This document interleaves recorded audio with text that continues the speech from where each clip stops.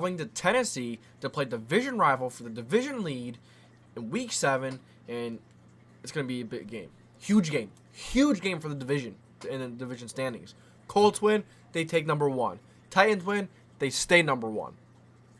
And it's just, you need to beat them. You already lost them once, and the offense is gonna have to come out strong.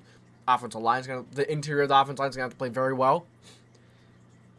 Colts are gonna have to have their best game that they've had all year, offensively and defensively. So let's start with the Titans' strength and the Colts' weakness. The Colts' weakness in like the last game and a half. Since Kwity Paye went out, the Colts have allowed a crap load of rushing yards.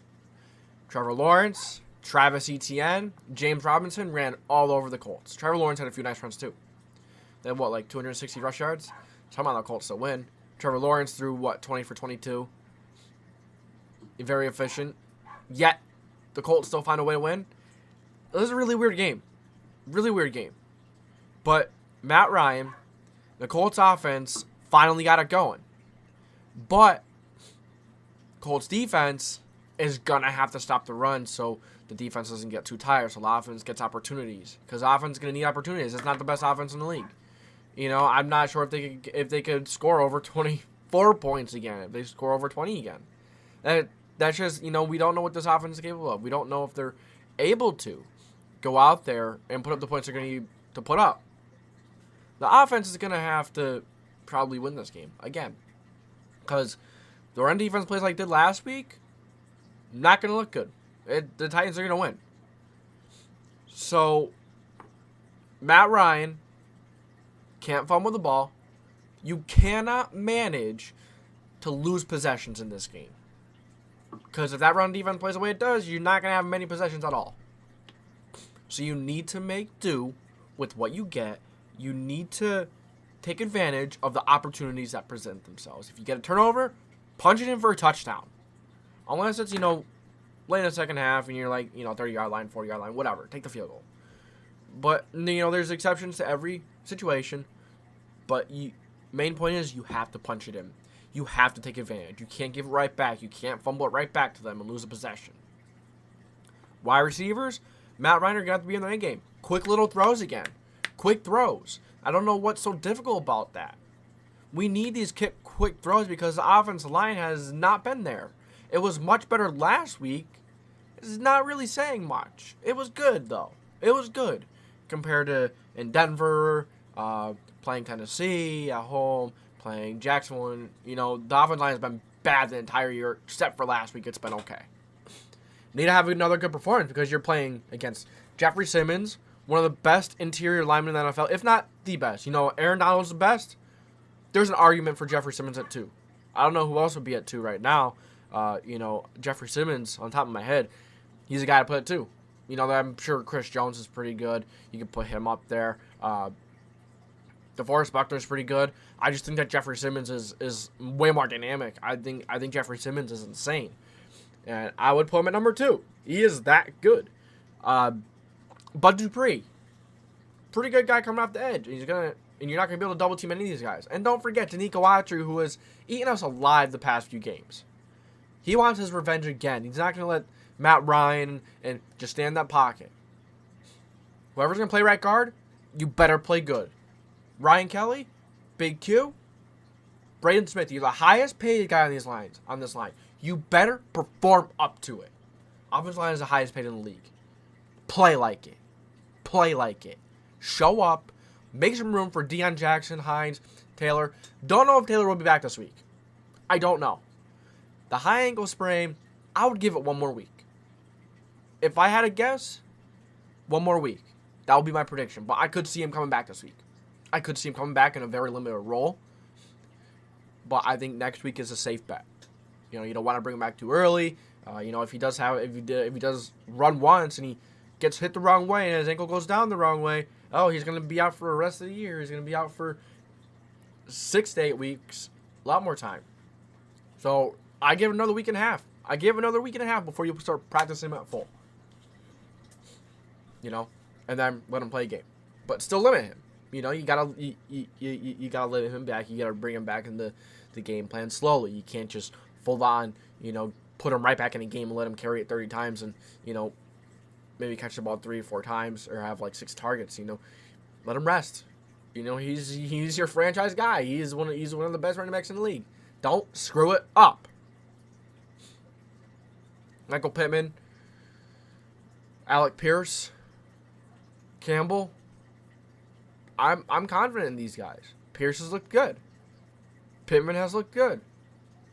Not gonna lie, the first week with Pierce, so as soon as he dropped the touchdown pass, I'm like, oh, I got flashbacks to Dante Moncrief. Maybe some Philip Dorsett. Maybe some Chester Rogers. We had a lot of those guys in the past. But he has shown some that we haven't seen from a wide receiver in a long time. When you make a bad play, you have a bad game, you come back stronger, you keep playing harder, and you just find ways. That's what he has done. And he caught the game winner. What a way to score your first touchdown. I was there at that game. All the way out in Indianapolis. That's why I didn't post any videos throughout the weekend. And I completely forgot to record a vlog. I know. How could you forget? I was just so excited I didn't even think about it. But back to it. Rest JT. Wide receivers are going to have to play good. But more importantly, I think you need to call more tight end sets. Kylan Granson, Molly Cox have played very good. You could chip Bud Dupree, Danico Autry. You could help the offensive line with them, help the offensive line with running backs too. But then you could get it. Then you get the ball to the tight ends quick. Seems like every time Jelani Woods touches the ball, he makes a big play. Big play. You could say, oh, that was pass interference, but I don't think it would have mattered. I don't think it would have mattered. Jelani Woods would have freaking caught it over him anyways. That guy was a midget compared to him.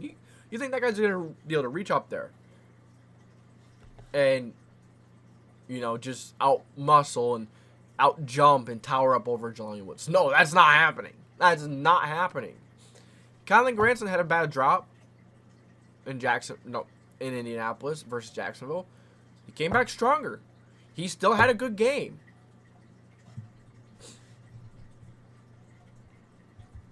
Frank Reich is the next guy. Frank Reich needs to have a good day. You need to keep it up.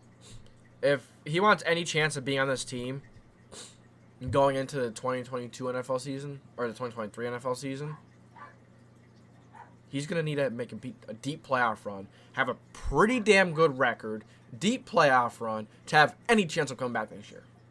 Any chance. You don't get past the wild card, kick him. Kick him. I would still argue against the kick him because, the Colts they come out unprepared so many times. They do have a new QB every year, so I understand why that may be so difficult. But. You need to call good plays. You need to play to your strengths. Pass the ball like you did last week. You notice that he usually tries to play against the team's strengths when you gotta attack their weaknesses. He overthinks himself. He gets himself in trouble, and he gets his team, franchise, in some pretty bad, terrible, embarrassing situations. You can't do that this week. Mike Vrabel on the other side, he gets emotional. He gets all wild. Frank Reich, I want to see that more too. Gus Bradley. Did you see what happened when he dialed up a few blitzes? They got there. Buckner had a good game. Grover Stewart had a pretty damn good game. It was a good game for the defensive line. But Trevor Lawrence still completed 90% of his passes. The Jaguars still ran for like 260 yards. Run defense needs to show up. Like I said, you have to give that offense chances. And then when the offense has the ball, they can't give it away. You can't give the ball away this game. You just can't. If you turn the ball over this game, I do not see us winning it. I don't. If you go down 14-3, you're going to struggle. So, need to get out to a good start. Play a full game. No turnovers. And just play mistake-free. Play against against their weakness in the pass game. Short little passes. Matt Ryan be on target. Receivers need to catch. Run after catch is going to be big this game. It's going to be big, throughout the entire rest of the season. The offensive line is going to play like this. Frank Reich needs to call plays. And you know what? Frank Reich needs to call good plays. But you know what? Gus Bradley better start Isaiah Rodgers. Much better tackler in open field. He's much more sticky. Isaiah Rodgers. There's no reason why Isaiah Rodgers should not be the starting guy. Opposite Gilmore. Gilmore didn't have the greatest of games. Still got the job done. Still did enough. But Bradley needs to mix some more stuff into that defense. He needs to. Because Trevor Lawrence, like I said, he still had him like a 90% completion percentage. Still had a very good productive game. So, it's crazy that you didn't lose that game. So, the defense can't be so predictable. Gus Bradley, put Isaiah Rodgers in there. Much better ball skills. We saw Fashion, however the heck you say it, he has taken some pretty bad angles to tackling, to the ball. Isaiah Rodgers has not. Isaiah Rodgers has not struggled with that. You keep playing a guy in Brandon Fashion who has struggled so badly over a guy in Isaiah Rodgers. When he's in, he plays so well. Doesn't make sense. Is he biased because Fashion was there? Or, what is Fashion doing for Bradley? What is going on between those two? Getting tired of it. So, that's an early look to the Indianapolis Colts. Keys. Some stuff they're going to have to do. What are they? They're going to have to be able to run. No, they're going to be able to pass the ball. I don't have much confidence in their ability to run the ball. Deion Jackson looked pretty good. Will Hines be back? I think so. Will Taylor be back? I don't think so. Maybe in very limited capacity. So that's the early look. That's the early look to the Tennessee Titans in Week 7. Going to Tennessee, playing Tennessee off a bye. Not gonna be an easy game. You have to go on and you have to win. You have to. So you don't have to keep on relying on other teams to beat the Titans so you can get first place.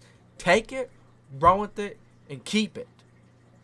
Don't fumble it. It seems like every single chance the Colts get to take a lead in division, to take a lead in standings and seedings, they always screw it up. Don't make the little mistakes.